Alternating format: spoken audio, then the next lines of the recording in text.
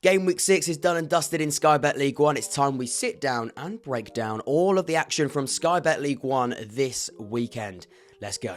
There's been lots of content on the channel over the past couple of days. We've been reflecting quite heavily on the first month in Sky Bet League 1. 2 videos, in fact. One, a tier list ranking every single League 1 club's start to the season. And secondly, an in-depth podcast with the brilliant Tom Chappell from 4-0 written all over it. Definitely go and check both of those videos out after this one. That would be fantastic. Of course, if you do find value from the content, please make sure you subscribe and leave a like. Over 100 likes really helps push the podcast out to the League 1 fans that haven't yet stumbled across this very podcast. Please do both of those things. Thank you so much. Let's get straight into it with the first game at the Kassab Stadium.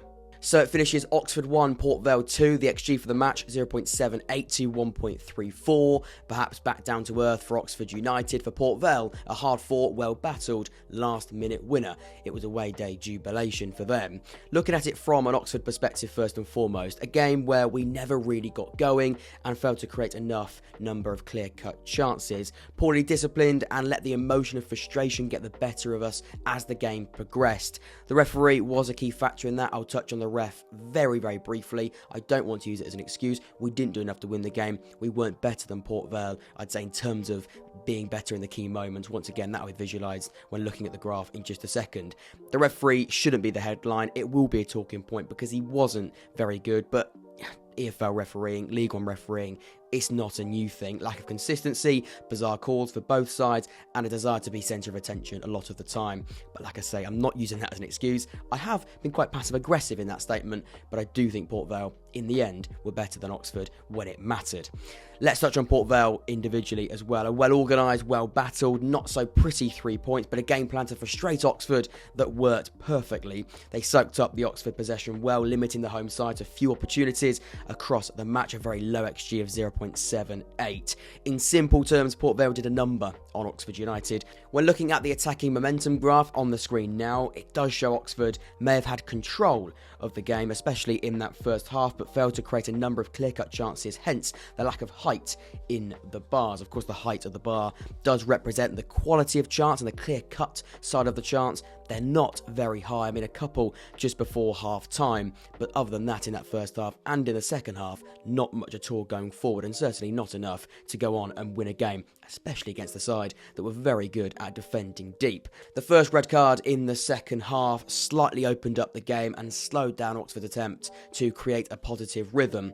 The big thing I take away from this match is Oxford were struggling to break down Port Vale's low block with 11 players, let alone 10. It turned out to be 9, but I'd say that Mark Harris violent conduct red card in the 63rd minute was a massive blow for Oxford. And I would say Harris, who has been good since he signed in the summer, did let us down at a very key moment in the game. When looking at the stats in front of you, the majority of the ball for Oxford United, but an XG of 0.78, only one big chance created suggests a lack of threat in front of goal. Scary relapses to the first game of the season against Cambridge, plenty of possession, lack of attacking output. Also, similar story to large parts of last season as well. Not time to panic, I would say that. It's just a bump in the road after fantastic form coming into this one, but it is important we learn the lessons once again and try and be different, adventurous and creative in the way we play against these teams with the intention to be a low block, hard to beat type of side.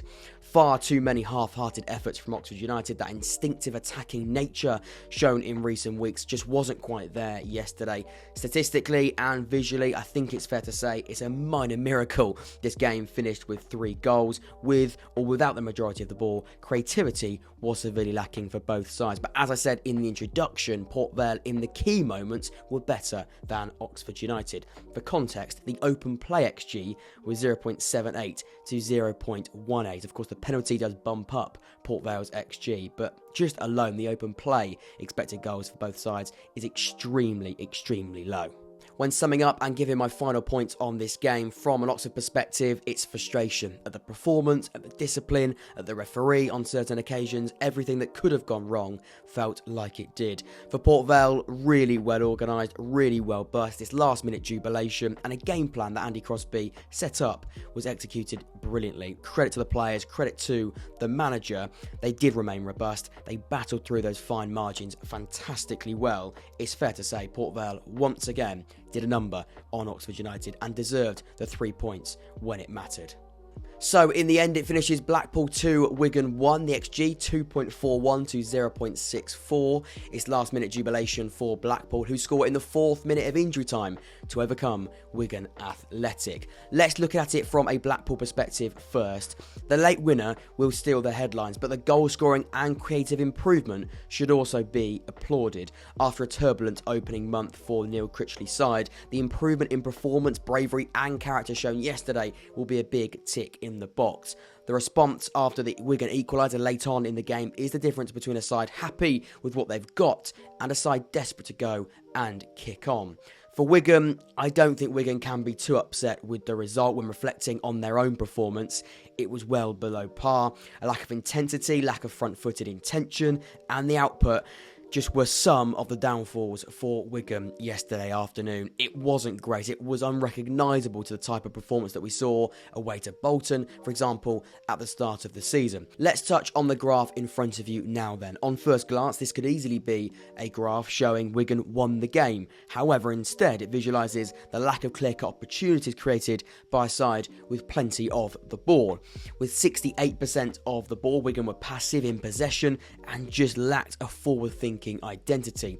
Out of 610 passes, 326 of them were in Wigan's own half, a scary indication the away side failed to threaten Blackpool in any way.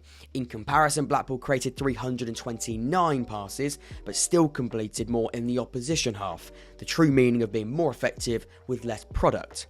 And speaking of less product, only creating an XG of 0.33 in open play, 1 big chance and 3 shots on target, you could say it was a bad day at the office for Sean Maloney, especially in the forward areas. When looking at key players and individuals that played a big part in this match, I think you should look no further than CJ Hamilton, a player that has been doubted a few times by Blackpool fans in the past. Yesterday, he was on a different level, full of direct pace and chance creation. The first goal were those two elements combined. 4 chances created across the 90 minutes, 3 passes into the final third. He took over that right-hand side and caused Tom Pearce problems all afternoon. That first goal, he got skinned, Tom Pearce, by CJ Hamilton, a fantastic element of direct, raw pace, and then a traditional ball into the box, front post, flicked on. It's a fantastic finish, and all of that combined comes from CJ Hamilton being fantastic on the right side of the pitch. You can see that with the heat map on the screen now. He does a number on Tom Pearce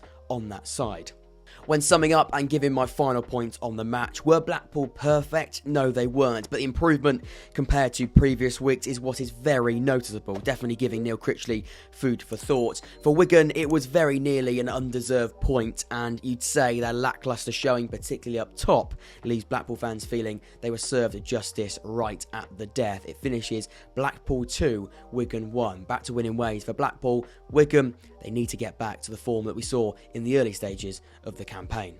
At Fratton Park, it finishes Portsmouth 3, Peterborough 1, the XG 2.83 to 1.14, 3 goals, 3 points, Pompey are back, and they remain invincible. When touching on Pompey first and foremost, it was important Portsmouth were firing on all cylinders, and in that second half, that is the only way to describe that performance. Energetic, front-footed, a clear attacking identity, something that they've been crying out for in recent weeks. You have to say the home side got it spot on, a much-needed response after the previous blunt showings in front of goal. Sadie, Kamara, Paul, Bishop, I could go on, not just goal contributors, but vital performers on the afternoon as well. I'm going to come back to Sadie in particular because he reminded me of a certain Premier League midfielder in the way that he played yesterday. I was so impressed by him. When looking at Peterborough, after a strong start, it almost felt like Posh got worse as the game progressed. This youthful Peterborough team, averaging only 22 years of age, very quickly ran out of ideas and ended up completely crumbling and being suffocated by a Pompey team playing some of the best football yesterday under John Massinio. I think Darren Ferguson summed it up brilliantly after the game. Simply not good enough in both boxes, with a clear issue when it comes to creating clear-cut chances. It's disappointing, it's frustrating, and it is of course now 3 straight defeats. The graph, as always, visualising really interesting details. A much more positive showing from Peterborough in that first half, with glimpses of quality and pleasing moments on the eye. Their goal was a fantastic example of that, a great finish from Ricky J. Jones. But after that, Peterborough fell silent and were bombarded with the perfect Portsmouth response. Fantastically large, dominant attacking spikes, visualising the free-flowing football the Fratton faithful, that's tough to say, were crying out for in recent weeks. When looking at the stats, although Pompey were clinical in that first half, converting from both their shots on target, the second half is what will encourage supporters the attacking phases are being improved. With less of the ball, Portsmouth managed 10 shots, 5 on target, compared to Peterborough's single shot goalwards after the break. I now want to draw your attention to the shot maps. Portsmouth looked to smother the attacking penalty area in the second half, with only one effort being taken from outside the box. This is also a Pompey shot map. Their second half display against Stevenage, a very bare shot map, you'd say. Far less efforts from dangerous positions on the pitch. In fact, the best chance, according to expected goals, from this map was Colby Bishop's header inside the box, the only effort from inside the box, with an XG of 0.07 expected goals. That is extremely low.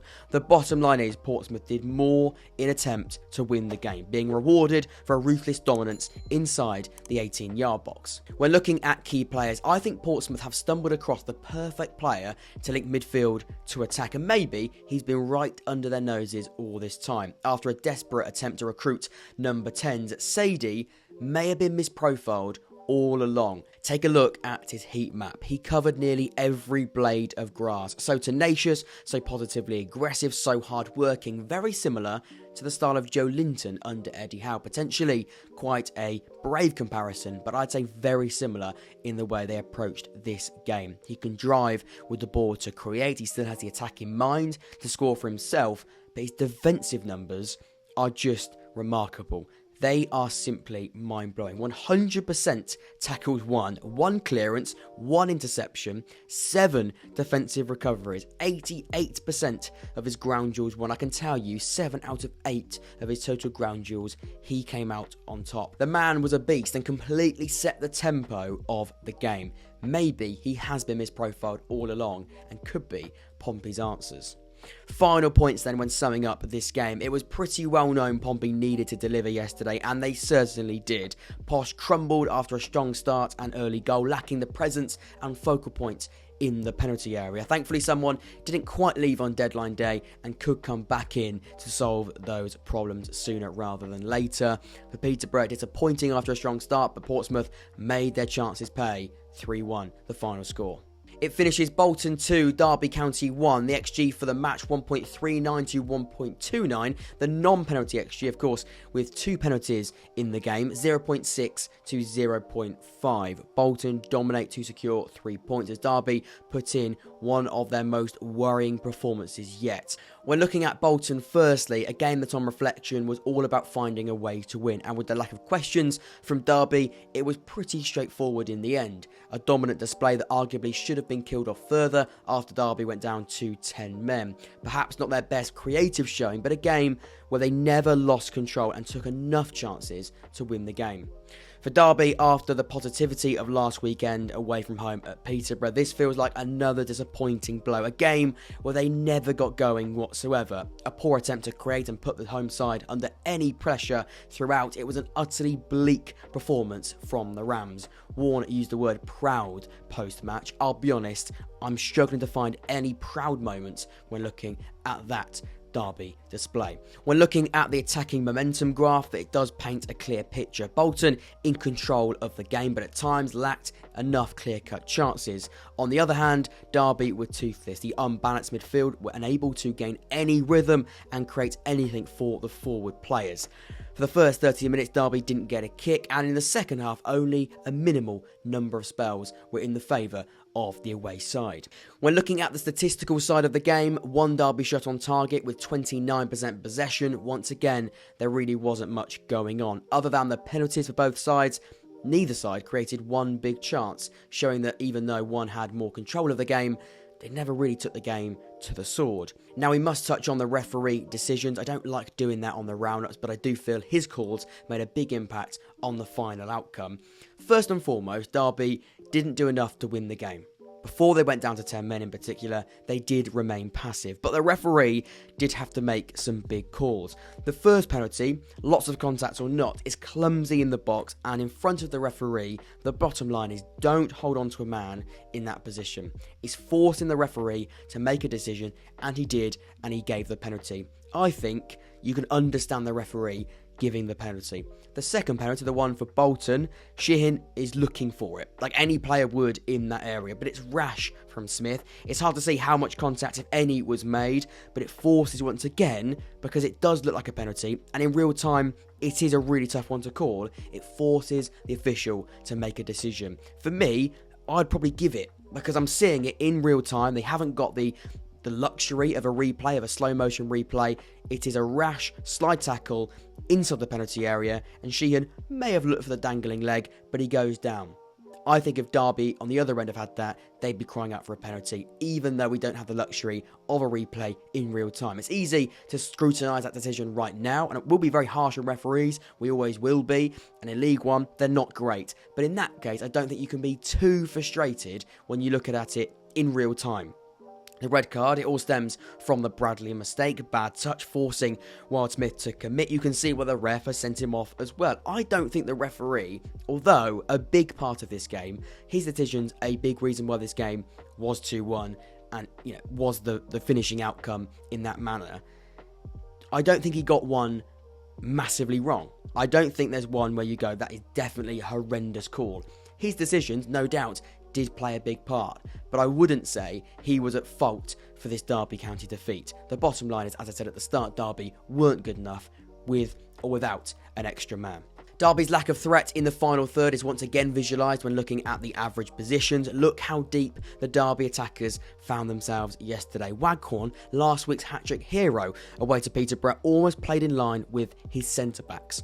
On the left is Waghorn's personal heat map. The striker hardly touched the ball in the opposition box and spent most of the time in his own box. But coming back to the average position, to have your striker, who is a proven goal scorer, who's a fantastic finisher, who you need to be in the box. Now, look, they are very deep, and we'll come on to that in just a second. It's hard for a striker that's trying to get in the game, trying to influence the game in some way. Look, coming deeper is normal, but that deep is just ridiculous, and you're not going to have any outlet, no focal point with a player of his attacking ability in that position. In line with the centre-backs, I'd say definitely, if that's going too far, where the central defensive midfielder should be standing. The number 10, that deep, is just ridiculous. Hourihane is the most advanced Derby player with a severe lack of width across the pitch as well. Look how narrow Mendes Lang is, so narrow. Again, Elder, the most wide player in that, but again, not very wide, certainly not very high either. When summing up and giving my final points, was it the best Bolton performance? Probably not, but getting back to winning ways is the most important aspect of yesterday afternoon. For Derby, it was one to forget, a performance that lacked fight, spirit, and a real element of quality. A nightmare for Derby County, and putting to bed all of that positivity that we saw last week, 4-2 against Peterborough United. Let's go around the grounds. So around the grounds we go. The first match, Carlisle 2, Shrewsbury 0, Charlton 2, Fleetwood 1, and I can tell you this morning, Scott Brown has been sacked by Fleetwood. Ironically, Charlton sacked their manager last week. Northampton 0, Wycombe 1, Burton 0, Exeter 1, Bristol Rovers 1, Lincoln 1, another last minute goal conceded by Lincoln. Reading Cambridge has been postponed, that's being moved to Monday. Leyton Orient 0, Stevenage 3, Cheltenham 0, Barnsley 2, Portsmouth 3, Peterborough 1, Blackpool 2, Wigan 1, and of course Bolton 2, Derby County 1 as well. That is all of the matches from this weekend in Sky Bet League One. Please make sure you leave a like and subscribe. Over 100 likes would be fantastic. Subscribe if you're new. Check out all of the recent content. Until next time, I've been Jack. This has been the Jack Wood Football Podcast. I will see you all very, very soon. Let me know your thoughts on your games in the comments below. Take care.